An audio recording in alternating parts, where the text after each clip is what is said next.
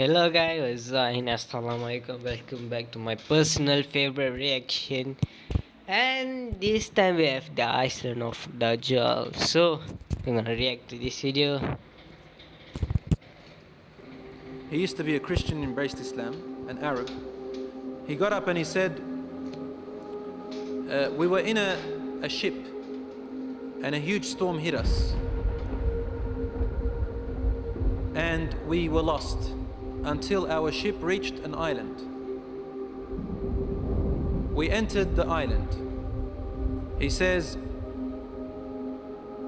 a beast came to us on this island. It had so much hair on it that we could not tell the front from its back. Which was its head, which was its tail. We didn't know. And we said, Waylaki ma anti. Woe to you, what are you? Never seen a creature like you before. And she spoke. The beast said, Ana al-jassasa. They said, Wama al-jassasa? What is this al-jassasa? And then the beast said, Ayyuha al-qawm, people. Intaliqu ila hadha al-rajul fi ad-dayr. Come to this man who is waiting for you in a dayr. A dayr was known in those days as being like a place where people used to worship.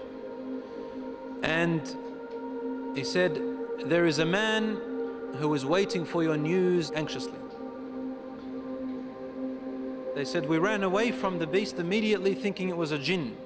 We entered this hut that was set for worship. And suddenly we saw in front of us a person, a man who was the biggest in build that we have yet to have seen. His arms were wrapped to his neck with chains like this. And his head and arms were also chained together to his knees, to his legs, like this. So you can just look up, and he's chained up really well, couldn't move. We said, what are you? And he said, you are able to hurt me because I'm chained up. So it's my right to ask, who are you first? They said, very well.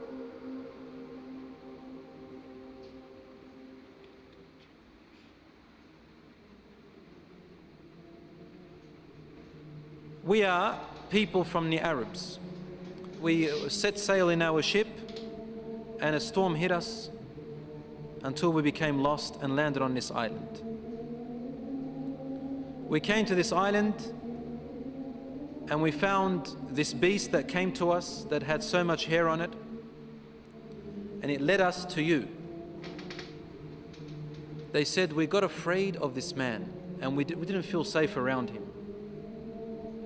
However, the man said to us, tell me about the palm trees of Baysan.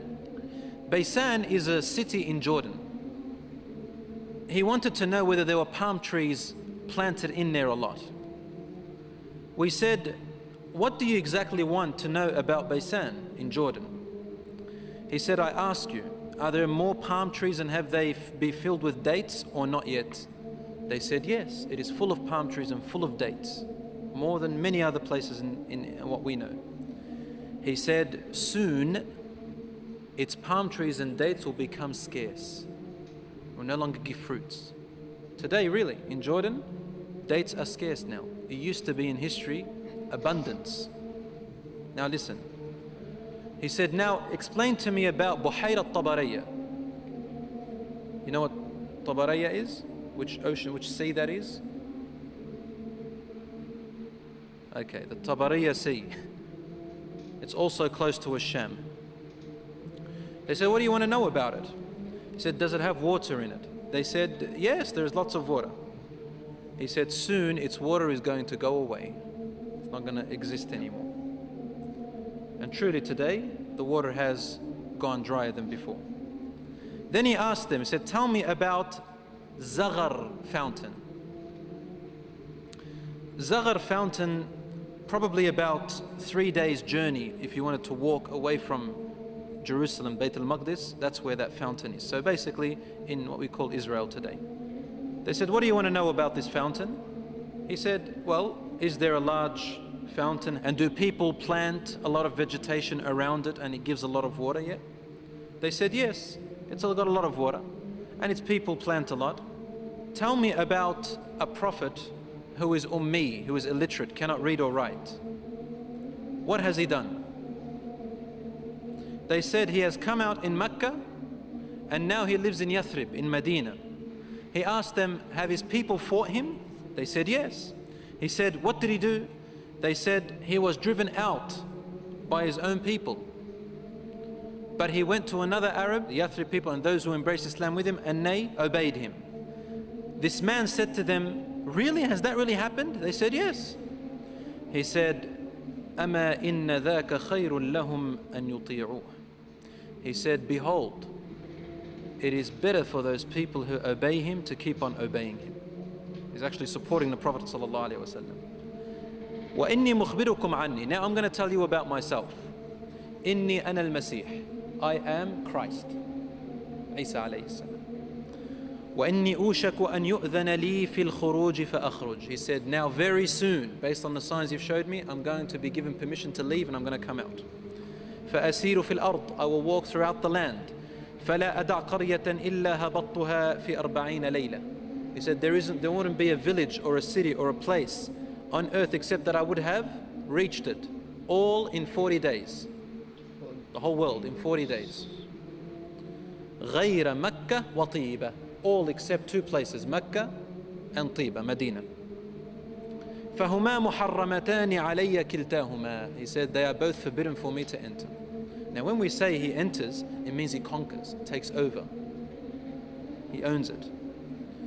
كُلَّمَا أَرَدْتُ أَنْ أَدْخُلَ وَاحِدٍ. He goes, every time I wanted to come into one of them, an angel will stand guard holding a sword, and he will prevent me from entering Mecca and Medina. Assalamu alaikum wa rahmatullahi wa barakatuh.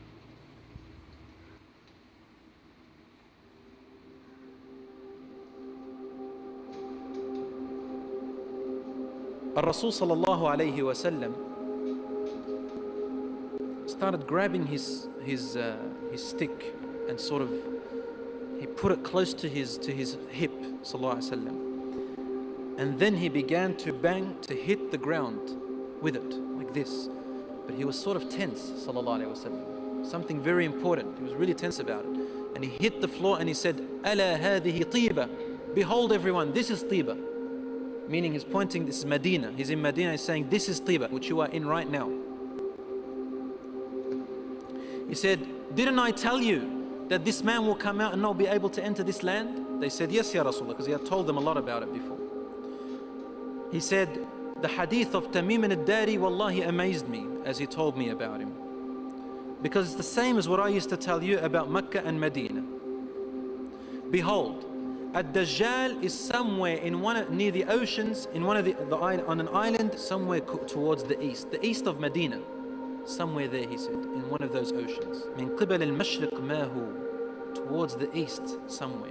So even the Prophet ﷺ doesn't know exactly where he is, but in that direction. So he's close to the Middle East at the moment.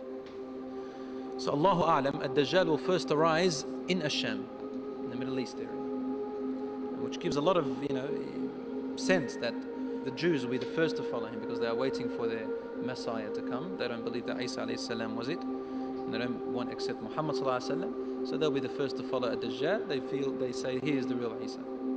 As for the Christians, they believe in the coming of Isa alayhi salam. Because they've mixed up their scriptures, they will think that this is the man. And because he will say, I am Isa, they will ask for him alayhi salam. They will ask for miracles, and he will do these miracles. Some of them won't be convinced.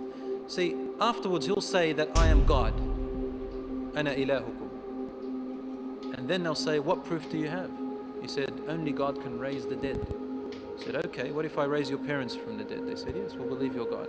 So he will be able to get the jinns, the shayateen, to work for him, and he will raise them to become, to look like their parents, and they will speak to them. And so the people, non-Muslim people and the weak Muslims will follow him.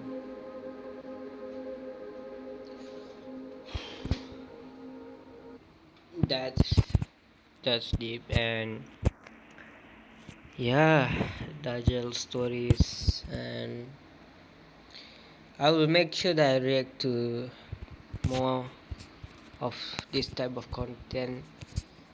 because it's my one of my personal favorite. And yeah, every time this is me, every time I finish watch this kind of video, this is me like thinking the stories and all that stuff. So yeah, thank you, like, share and subscribe, and see you soon.